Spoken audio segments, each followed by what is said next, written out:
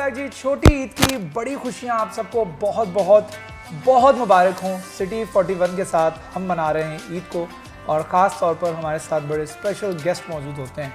और हमारे गेस्ट ईद किस तरीके से मनाते हैं, उनके साथ खुशियां बांटने के लिए, उनके साथ गुफ्तगू करने के लिए, और ख़ास तौर पर जैसे मैंने पहले बताया कि हम मना रहे हैं ईद के रंग सिटी 41 के संग, तो हमारे साथ बड़े ही स्पेशल गेस्ट मौजूद हैं। उनका तारुफ आपको करवा देता हूँ, उसके बाद हम गुफ्तगू के सिलसिले को आगे बढ़ाएंगे। तो हमारे साथ मौजूद हैं, आज बराजमान है हमारे स्टूडियो में इफ्तिखार हलीम रज़ा साहब, जो कि डिप्टी जनरल सेक्रेटरी हैं पाकिस्तान पीपल्स पार्टी से। सर अस्सलाम वालेकुम, ईद मुबारक हो। उनके साथ साथ उनकी बेटी हमारे साथ मौजूद हैं, हफ्सा इफ्तिखार, हफ्सा रज़ा बल्कि। Hafsa, thank you so much for joining us. अस्सलाम वालेकुम, आपको भी ईद मुबारक हो। कैसे हैं आप दोनों? खैरियत से? इफ्तिखार साहब मुझे बताएगा, ईद अमूमी तौर पर कहा जाता है कि पॉलिटिशियन की ईद आधी होती है, क्योंकि आधी उसके घर वालों की होती है और आधी उसके वर्कर्स के साथ गुजरती है। आप ईद पढ़ के जब घर पहुंचते हैं तो मेरे ख्याल में आपको 9-10 बज जाते होंगे, क्योंकि ईद मिलते आखिरी बंदे को भी आप ईद मिल रहे होते हैं। तो कहा जाता है कि पॉलिटिशियन वो आखिरी शख्स होता है जो अपने घर से वापस मस्जिद से सबसे एंड में जाता है। तो वाकई में कभी घर में बच्चों की तरफ से कंप्लेन नहीं हुई कि आप ज़्यादा टाइम वर्कर्स को देते हैं, ईद पे तो हमें टाइम दे दिया करें बाबा? बिस्मिल्लाहिर्रहमानिर्रहीम, अल्लाहुम्मा सल्ली अला मुहम्मद व अला आलि मुहम्मद। ऐसे है कि हमारा घराना शुरू से सियासी है। मेरे वाला साहब पहले MP रहे फैसलाबाद से, तो जब मैं छोटा था, हमारा बचपन था, तो उस वक़्त से ही ये चीज़ें देखते आ रहे हैं। तो फिर अगले हमारी तीसरी नस्ल जो है वो भी सियासत में, यानी कि मैं और मेरे भाई भी थे, तो उस वजह से फिर बच्चों को भी ज़्यादा फील नहीं होता कि ये क्या है, यानी कि वो कहा जाता है कि बच्चे आदी हो गए। अच्छा, तो ये बताएगा कि ईद अमूमी तौर पर पहला दिन कहाँ, दूसरा दिन कहाँ, तीसरा दिन कहाँ, तो कोई शेड्यूल होता है या बस जहाँ वक्त ले जाए? नहीं, थोड़ा बहुत होता है शेड्यूल। पहले तो आपने जैसे बोला कि ईदगाह चले जाते हैं नमाज के लिए, अल्हम्दुलिल्लाह, फिर वो वहीं टाइम लग जाता है ज़्यादा। फिर घर आके बच्चों के साथ शुरू हो जाता है बंदा, फिर फ़ोन पे शुरू हो जाते हैं जी। फ़ोन इतना बिज़ी होता है कि यकीन करें, बस वो फिर सारा टाइम आधा दिन तकरीबन मेरा फ़ोन पे ही लग जाता है। मुबारकबाद, वेलकम, ये सारा चलता रहता मामला। बिल्कुल।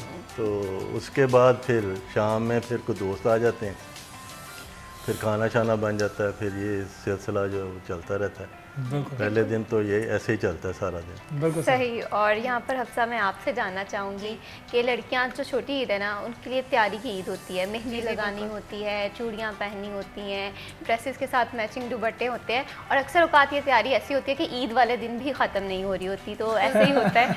तो आप क्या के साथ होती है? इस हवाले से मैं जानना चाहती हूँ कि आपको तैयार होने का शौक़ है, या कुछ लड़की ऐसी होती है कि नहीं ठीक है, पसंद का ड्रेस मिल गया ठीक है, नहीं है तो कोई बात नहीं? नहीं, देखें, तैयार होने का शौक़ हर लड़की को होता है, कम या ज़्यादा, लेकिन होता सबको है। और छोटी ईद में ये होता है कि आपको रमज़ान के बाद वो जो 3 दिन होते हैं वो बहुत स्पेशल होते हैं आपके लिए। और आप चांद रात तक तो तैयारियां, जैसे आपने कहा, कि चलती रहती हैं। बाज़ारों में जाओ, मेहंदी लो, मैचिंग चूड़ियाँ, जूते, तो तैयार होना किसको पसंद नहीं होता। हम भी होते हैं।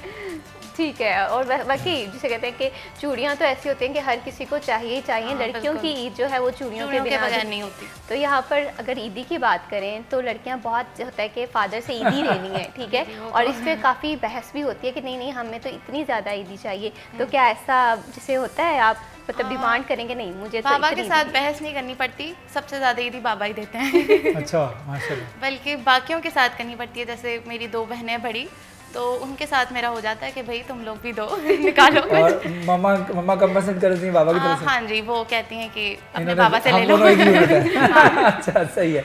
अच्छा, ये बताएं कि अभी आप क्या कर रही हैं स्टडी में? मैं BS न्यूट्रिशन साइंसेस कर रही हूँ, That's और मेरा nice. 2nd सेमेस्टर चल रहा है। माशाल्लाह। व्हाट्स द गोल, क्या बनना चाहती हैं आप? मैं न्यूट्रिशनिस्ट बनना चाहती हूँ। और शुक्र आपने पॉलिटिशियन नहीं कहा।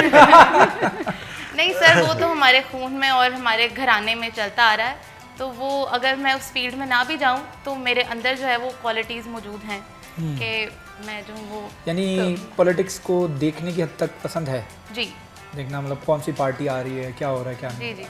ठीक है। तो अच्छा, आपने न्यूट्रिशनिस्ट कहा कि न्यूट्रिशनिस्ट बनना? अच्छा, तो उसके बाद मतलब आप क्लिनिक वगैरह करना चाह रही हैं proper? What's your goal, like what, अपने आप को आप 10 साल बाद कहाँ देख रही हैं?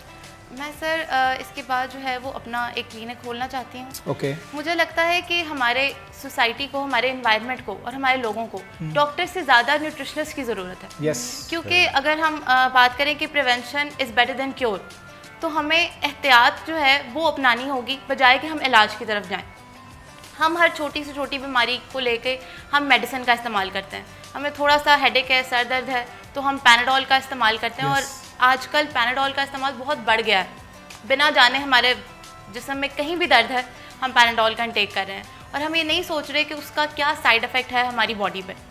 तो अगर हम मेडिसिन को एक साइड पे करके अपना लाइफस्टाइल जो है उसको बदलने की कोशिश करें, अपने लाइफ में वो चीज़ें लाने की कोशिश करें जिनसे हमारी डाइट जो है वो बेहतर हो सकती है, तो आई थिंक ये बहुत बड़ा कहा जाता अच्छा है कि impact यू पड़ेगा। आर व्हाट यू ईट, आप वही Yes, हैं जो आप exactly. खाते हैं।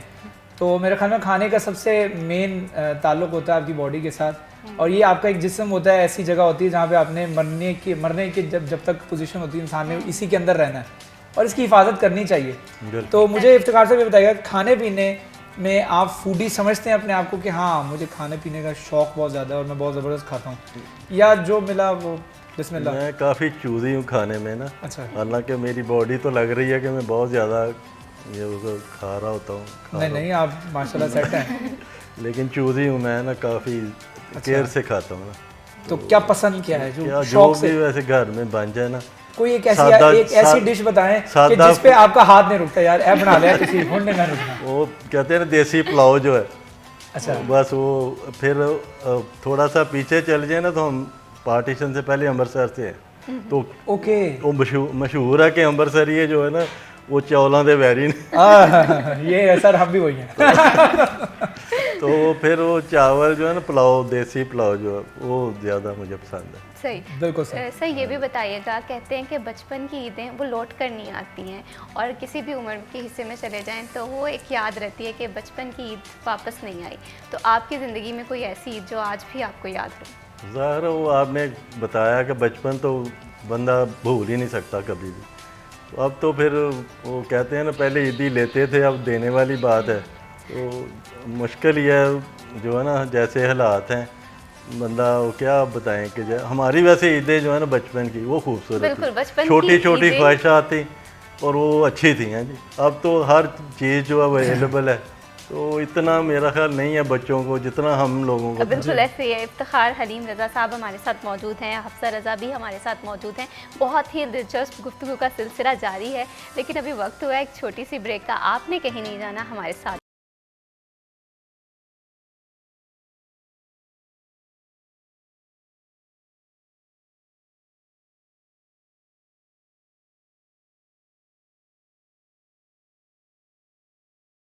वेलकम बैक जी। छोटी ईद की बड़ी खुशियाँ आप सबको बहुत बहुत मुबारक हों। और हमारे साथ हमारे बड़े स्पेशल गेस्ट मौजूद हैं। गुफ्तगू कर रहे हैं हम ईद कैसे गुजारी जाती है और उनकी ज़िंदगी के हवाले से जानने की कोशिश कर रहे हैं कि कैसे वो ईद को गुजारते हैं। तो हफ्सा मुझे बताएगा कि आपके बारे में इंकशाफ है मेरे पास कि आप अच्छी पोइट्री करती हैं। हाँ जी सर, मैं कोशिश करती हूँ। अच्छा, आज कोशिश करते हैं। चले माशाल्लाह, at a very young age what inspires you to become a poet? Sir I think ये मेरी जीन्स में है, क्योंकि मेरे दादा शायर थे। हालांकि मैं बहुत छोटी एज में थी जब उनका इंतकाल हो गया, लेकिन मैंने ये चीज़ अडॉप्ट कर ली और ये अब मेरी ज़ात का एक हिस्सा बन गया। मैं चाहते ना चाहते हुए जो आसपास एनवायरनमेंट होता है मेरा, मैं उसके बारे में लिखने की कोशिश करती हूँ। आजकल जैसे मैंने देखा कि सोशल मीडिया का दौर है, यस सर। तो इस तरह की इंटेलेक्चुअल बातें और पोइट्री की बात करना और यू नो इस तरह की फिक्शंस के हवाले से गुफ्तगू करना, साइंस के ऊपर गुफ्तगू करना, और जिस तरह से आप न्यूट्रिशनिस्ट की बात करिए, मैं बनना चाहती हूँ, तो न्यूट्रिशन के ऊपर बात करना, ये ऐसा लगता है कि ये चीज़ें बिल्कुल गायब सी हो गई हैं हमारे सोशल मीडिया के इस दौर में और लोगों में देखने को नॉर्मली नहीं मिलती हैं। अगर आपको कहीं भी मिलती है, दैट्स एन एक्सेप्शनल केस। तो माशाल्लाह मैं समझता हूँ कि you are an exceptional case. तो हमें we will be humbled and honoured कि अगर आप हमें कुछ सुनाएं तो। ओके सर, आई बस ट्राई टू। अर्ज़ किया है, हम जागती आंखों से ख्वाब देखते हैं। माशाल्लाह। हम जागती आंखों से ख्वाब देखते हैं, मत पूछ के फिर बेहिसाब देखते हैं। वाह। हम क्या जाने कि हमसे कौन कितना मुखलिस है। हम क्या जाने कि हमसे कौन कितना मुखलिस है। हम तो हर चेहरे पे बराबर नकाब देखते हैं। ओ हो, वाह वाह वाह, बहुत ही गहरी माशाल्लाह, बात और माशाल्लाह। बहुत ही smiley face. Clapping for you, माशाल्लाह, very good, very good। To you, बहुत अच्छी शायरी है और इसे इसी तरह से कंटिन्यू ज़बरदस्त। रखिएगा। यहाँ पर सर मैं आपसे जानना चाहती हूँ कि जिस तरह से हमने बात की कि पॉलिटिशियन की लाइफ जो है वो बहुत बिजी होती है, ठीक है, दोस्तों के साथ भी होता है, फैमिली के साथ भी टाइम स्पेंड करना होता है, तो आपकी जो ईद के 3 दिन हैं वो किस तरह से गुजरते हैं? वही पहला दिन तो जो घर पे ही गुजर जाता है, फिर दूसरा दिन जो है वो ये बच्चे नानो घर चले जाते हैं अपने, तो हम फिर वो कोई ईद मिलन पार्टी हो जाती है सियासी तौर पर, फिर उसमें बिज़ी हो जाते हैं। बस ऐसे ही फिर 3 दिन बिज़ी रहते हैं। अच्छा इफ्तिखार भी मुझे बताएगा, जिस तरह आपने कहा कि मेरे वालिद साहब भी पॉलिटिशियन थे, जी जी फिर मैं भी पॉलिटिक्स में आ गया, जी जी। कभी ऐसा महसूस हुआ कि मैं पॉलिटिक्स में नहीं जाना चाहता था, मैं किसी और लाइन को चुनना चाहता था, लेकिन एंसेस्टर्स यहीं पे हैं, पॉलिटिशियंस ही हैं, तो मुझे भी यहीं पे आना पड़ा? असल में ये पेशा तो नहीं है हमारा, बिजनेस तो नहीं है, ये तो सियासत हाँ, जो है। कभी ऐसा फील नहीं हुआ कि मुझे नहीं, पॉलिटिशियन नहीं ऐसे नहीं मुझे हुआ, क्योंकि मैंने अपने फादर के साथ बहुत टाइम जो स्पेंड किया। हम 2 भाई हैं, मेरे से बड़े जो हैं वो सऊदीया में रियाद में हैं 40 ईयर से, तो वालिद साहब के साथ मैं ही जो अटैच था, जिधर भी जा रहे थे, गवर्नर हाउस, वज़ीर आज़म हाउस, भुट्टो साहब के मेरे वालिद साहब काफ़ी करीब थे, तो 70 के इलेक्शन में उन्होंने उस वक्त मगरबी पाकिस्तान और मशरक़ी पाकिस्तान इकट्ठा था, उन्होंने पूरे पंजाब में सबसे ज़्यादा वोट जो है ना लिए थे। That's nice। और पीपल्स पार्टी फैसलाबाद को जनरल सेक्रेटरी भी थे। फिर मुझे भी ये एजाज़ हासिल हुआ कि मैं कायम मकाम जनरल सेक्रेटरी बना है जी, तो फिर वो मेरे जहन में कभी आया नहीं। मैं जिस तरह इंसान को शौक़ हो जाता है ना, लगन हो जाती है, कि वो मुझे ये शुरू हो गया जब मोहतरमा बेनज़ीर साहब आई हैं, वो तो सियासत शुरू हो गई है 86 में, तो उस वक्त हम PYO में थे, ये वो उस वक्त से एक चले आ रहे चीज़ हैं। अगर इफ्तिखार साहब को ये अथॉरिटी मिल जाए और ये इख्तियार मिल जाए कि कोई एक चीज़ हमारी सियासत के अंदर, पाकिस्तान की सियासत के अंदर बदल सकते हैं, व्हाट वुड बी दैट? क्या बदलेंगे आप? ये सच होना चाहिए, सही जो है ना, उसकी जो है ना वो इबादत समझ के करनी चाहिए। मैंने जो सुना और देखा बुज़ुर्गों को, वो कहते थे कि सियासत जो है इबादत की तरह है। हाँ जी, वो चीज़ भी हम मेरे वालिद साहब MPA बनने से पहले हम हरियाँ वाले चौक में रहते थे, बहुत बड़ा घर था 4 कनाल का हमारा, माशाल्लाह। तो लेकिन उन्होंने इबादत ही समझी, फिर हम रिवर्स हो गए, तो अब हम छोटे घर में हैं, अब सरफराज कॉलोनी में। तो यानी कि उस दौर के जो सियासतदान या MPA थे, उन्होंने लोगों ने कुछ गेन नहीं किया माली तौर पे, वो लोग वाकई इबादत समझ के करते थे। अब मेरे ख्याल में अब वो चीज़ निकल गई ना बीच में से, अब तो कमर्शियल हो गया अब तो सारा। कमर्शियल हो गया। अब मेरे ख्याल में अगर उसमें से सच निकाल दो तो हमारे यहाँ तो सियासत ही अब ख़त्म हो जाए। हाँ जी बिल्कुल। अच्छा हफ्सा, मुझे ये बताइएगा कि माशाल्लाह आपने कहा कि मैं ईदी लेती हूँ, जी सर। अब उस ईदी से आप करती हैं, आउटिंग पे खर्चती हैं, अपने कपड़ों पे खर्चती हैं, अटायर्स के ऊपर, खाने पीने पे खर्चती हैं? वो तो मुझे नहीं लगता खाने पीने पे खर्चती हैं, मुझे आप बता रही, मैं न्यूट्रिशियस बनना चाहती हूँ, तो कहाँ पे ज़्यादातर आपके पास पैसे आए तो खर्चे कहाँ जाते हैं? सर अगर हम डिवाइड कर लें तो आधे कपड़ों पे और आधे आउटिंग पे। आधे आउटिंग पे और आधे कपड़ों। अच्छा, कपड़ों पे, पहनावे पे, हाँ जी। और बाकी आउटिंग पे। आउटिंग में जाना कहाँ पर पसंद है? मुझे ज़्यादा जो है वो फैमिली के साथ जाना पसंद है, पार्क्स में और खुली जगहों पे, ताकि हम जो है वो एनवायरनमेंट और नेचर के करीब हो सकें, बजाय कि आप आर्टिफिशियल रेस्टोरेंट्स और यहाँ पे भी जाया जाता है, लेकिन अगर आप नेचर के करीब होना चाहते हैं तो आपको चाहिए कि आप ओपन एनवायरनमेंट्स में जाएं और वहाँ जाके अपना टाइम जो है वो स्पेंड करें। बिल्कुल अफसा, और देखा जाए जिस तरह से पोल्यूशन आजकल हो रही है और नेचुरल प्लेसेस भी उस तरह से नहीं हम देख रहे हैं, और ये यूथ को भी हमारा यही पैगाम है कि दरख्त लगाएं, और साथ ही साथ क्योंकि अगर हम नेचुरल इन्वायरमेंट क्रिएट करेंगे तभी हम इसमें सांस ले सकते हैं, तो बिल्कुल, और कहीं ना कहीं हमारी यूथ को इसमें हिस्सा लेना चाहिए। बिल्कुल सही कहा आपने। अच्छा इफ्तिखार साहब, मैं एक और बात आपसे पूछना चाह रहा हूँ कि आपने, हफ्सा की बात तो नहीं करूँगा, आपने 2 कंडीशंस देखी हैं ज़िंदगी में, एक ईदी लेने वाली और एक ईदी देने वाली। जी, तो अच्छी कौन सी थी? वो लेने वाली ज़्यादा। नहीं, वैसे देने वाली भी ऐसा होता है ना कि सेंस ऑफ रिस्पॉन्सिबिलिटी आती है, हाँ जी तुम आ जाओ, अब तुम्हारी बारी। ये भी अच्छी फीलिंग है ये इंसान, अल्लाह ताला ने आपको ये रुतबा दिया है कि चलो ये फादर बनाया, नाना बनाया या ग्रैंडफादर बनाया, ये भी एक रुतबा ही है ना इंसान का, तो अल्लाह ताला की देन है, शुक्र अल्हम्दुलिल्लाह। तो अल्लाह सबसे ताला- ज़्यादा कौन सा बच्चा जिद करता है कि मुझे सबसे ज़्यादा ईदी चाहिए? असल में तीनों मेरी बेटियां ही हैं, तीनों ही एक से बढ़ के एक हैं। माशाल्लाह। ये हफ्सा कहती है नहीं आप बड़ी इनकी बहन है हरीम, ये कहती नहीं आप पापा उससे ज़्यादा अटैच हैं। हालांकि मैं ये बात सच है। सबसे ज़्यादा वालिदैन तो सब बच्चों से ज़्यादा प्यार करते हैं, लेकिन महसूसात किसी को ज़्यादा हो कहीं ना जाता है। कहीं आ जाता है बच्चों के हाँ। दिल में, आप जितना मर्जी कर लें। हाँ जी, हाँ वो जी मेरी जो अम्मा है ना वो फलां से ज़्यादा प्यार करती हैं, हाँ जी, हाँ जी। उससे ज़्यादा प्यार होता है, मेरे से कम प्यार होता है। हालांकि जब आप वालिद बनते हैं तो फिर पता लगता है कि वाकई में हकीकी तौर पर, जब मैं बाप नहीं बना था तब तक मुझे भी ये लगता था, लेकिन जब मैं बाप बन गया और 2 बच्चों का 3 बच्चों का बन गया हाँ जी, तो फिर पता लगा कि नहीं, हर बच्चा इक्वल होता है हाँ, माँ बाप बिल्कुल। के लिए। पेरेंट्स तो के ये लिए मेरे ख्याल सही में बात बड़ी ब्लेसिंग होती है। बिल्कुल। बिल्कुल, और ये ब्लेसिंग है। और मैं चाहती हूँ कि जो भी बच्चे हैं अपने पेरेंट्स से ये शिकायत करते हैं ना, उन्हें ये शिकायत नहीं करनी चाहिए, क्योंकि बिल्कुल। औलाद सब, जिसे कहते हैं पेरेंट्स के लिए सब इक्वल है। तो इसी तरह से दिलचस्प गुफ्तगू का सिलसिला जारी रहेगा, लेकिन अभी वक्त हुआ एक छोटी सी ब्रेक का। आपने कहीं नहीं जाना, हमारे साथ।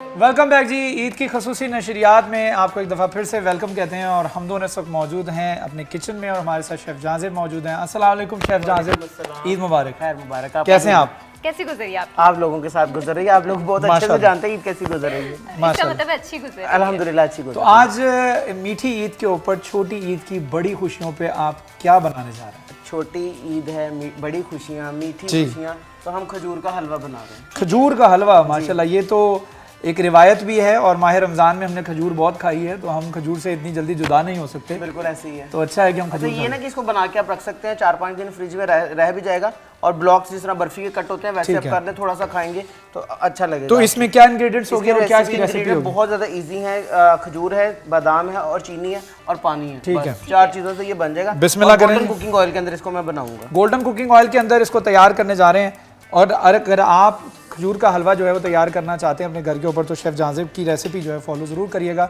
और गोल्डन कुकिंग ऑयल हमने थ्रू आउट द रमज़ान जो है गोल्डन कुकिंग ऑयल ही इस्तेमाल किया है। हमारा एतमाद है क्योंकि सोयाबीन और कनोला का मरकब है, और ख़ास तौर पर कोलेस्ट्रॉल फ्री है। और इस ऑयल का इंतखाब इस वजह से करते हैं क्योंकि ख़ास तौर पर जो हार्ट पेशेंट होते हैं उनके लिए बहुत ज़्यादा रिकमेंडेड है कि आपने गोल्डन कुकिंग ऑयल इस्तेमाल करना है, क्योंकि ये कोलेस्ट्रॉल फ्री है और आपको उस तरीके से बीमार नहीं होने देगा। ये सेहतमंद रखेगा, तंदुरुस्त रखेगा। खाना जितना भी बनता है उसका अरोमा बड़ा ज़बरदस्त होता है, उसका टेस्ट बड़ा ज़बरदस्त होता है, जायका बड़ा ज़बरदस्त होता है। हेल्थ के ऊपर कॉम्प्रोमाइज़ नहीं किया जाता। विटामिन ए, डी और ई से भरपूर है, आपकी सेहत का ज़ामिन है। यही वजह है कि हम गोल्डन कुकिंग ऑयल ही इस्तेमाल करते हैं। बिल्कुल शराज, और हमारा एतमाद गोल्डन बनास्पति पे भी है। गोल्डन बनास्पति को माहिरीन की निगरानी में तैयार किया जाता है। इसकी क्वालिटी को यकीनी बनाने के लिए इसे 100% इजाफी अशिया से पाक रखा जाता है।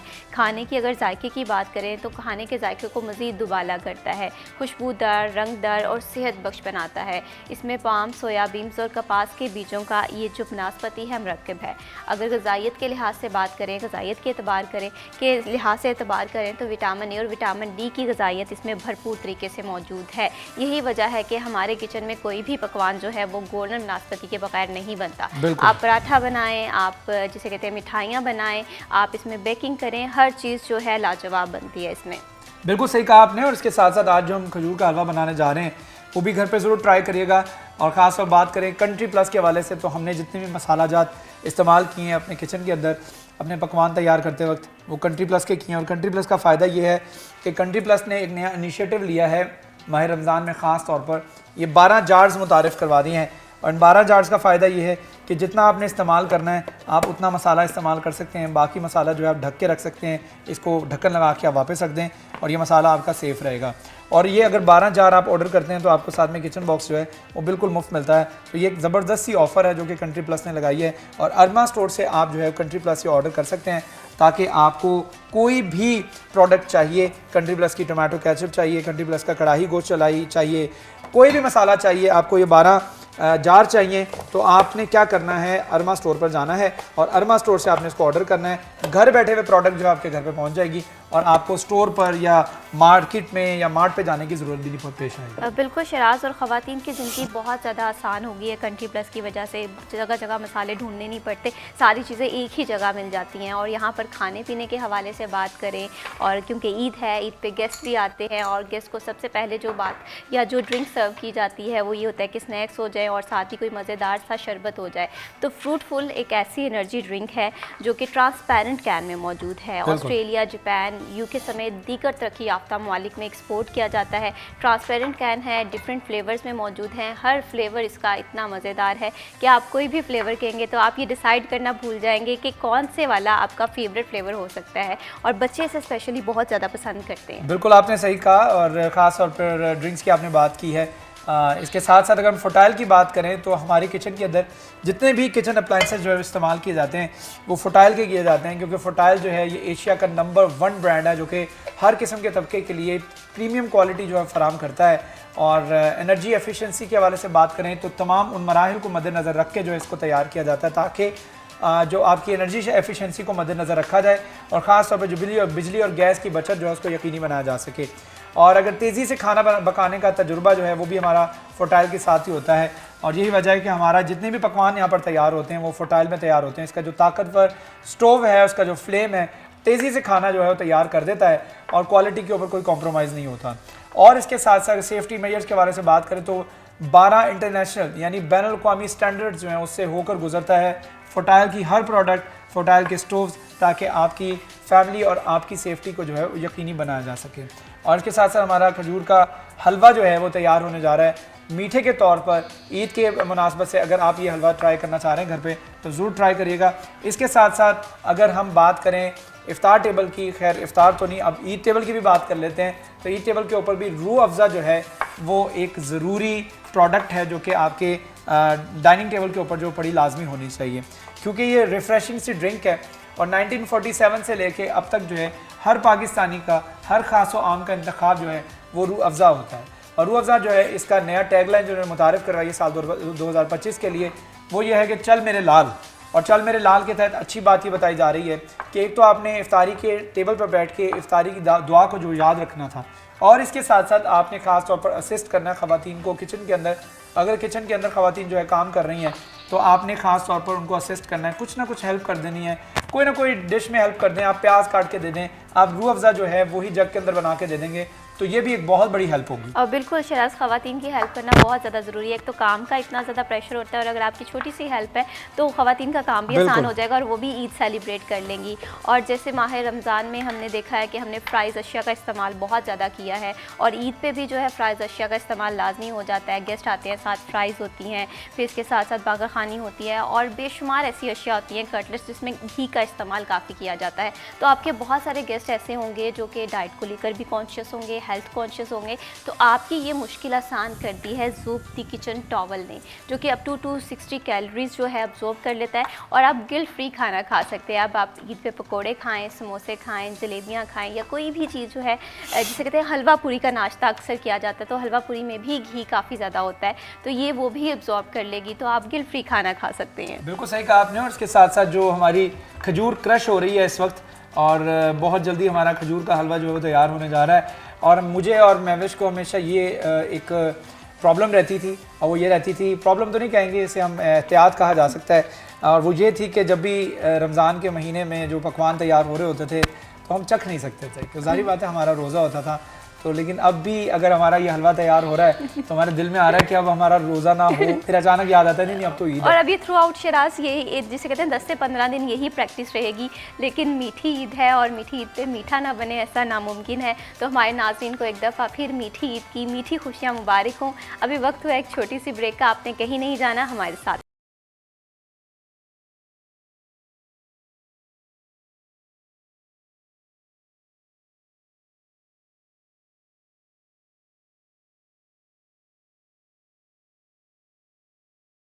वेलकम बैक जी। ईद की खसूसी नशरियात में आपको एक दफ़ा फिर वेलकम कहते हैं। छोटी ईद की बड़ी खुशियां हम लोग मना रहे हैं सिटी 41 के संग, और ये रंग जो है हम बांट रहे हैं हमारे गेस्ट के साथ। हमारे गेस्ट हमारे साथ मौजूद हैं, गुफ्तगू कर रहे हैं, बड़ी दिलचस्प गुफ्तगू जो है वो जारी है।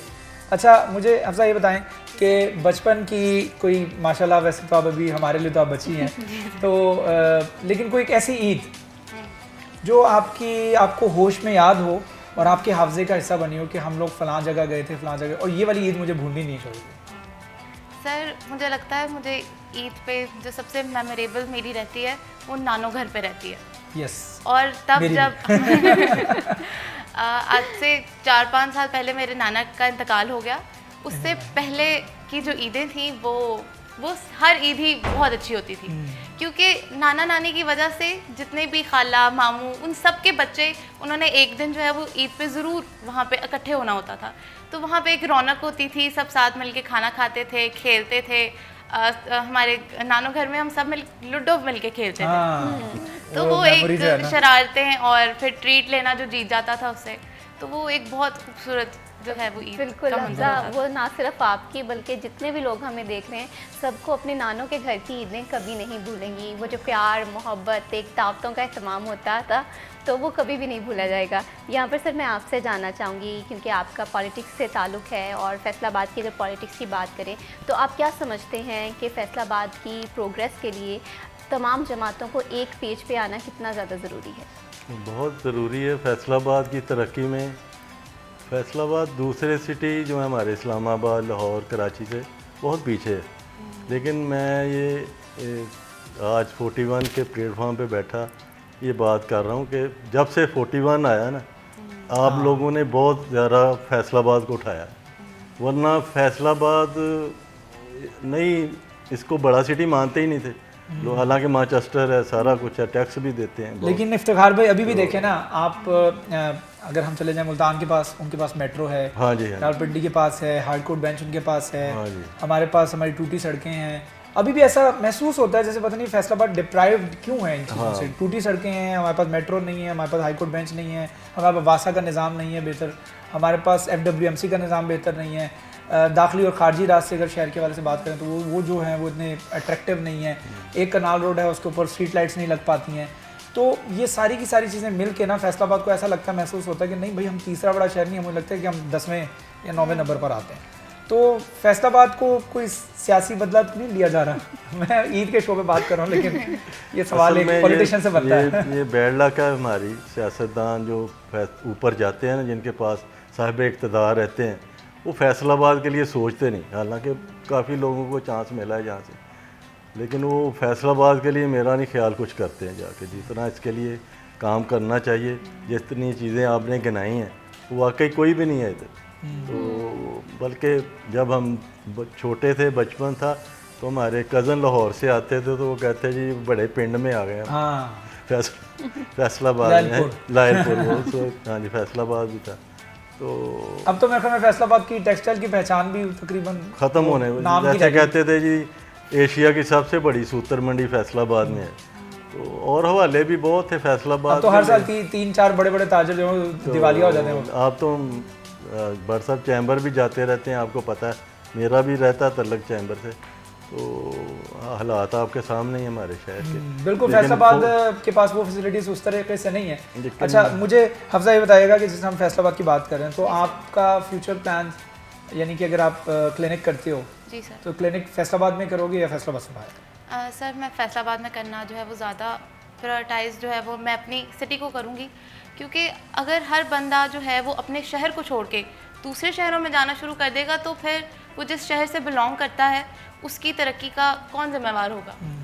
आपको चाहिए कि आप जिस भी फील्ड में हैं, आप सबसे पहले अपने शहर, अपने मुल्क के बारे में सोचें और उसको सर्व करने की कोशिश करें। बिल्कुल, मैं समझता हूँ कि ये अगर सोच हर बच्चे में आ जाए ना, तो साल 2024 में हम लोगों ने गालिबन 7 लाख जो हैं वो ब्रेन ड्रेन हुए बच्चे यहाँ से, जो पढ़ने के बाद यहाँ से मुल्क को खैर बात कहकर चले गए। That's a alarming thing for us.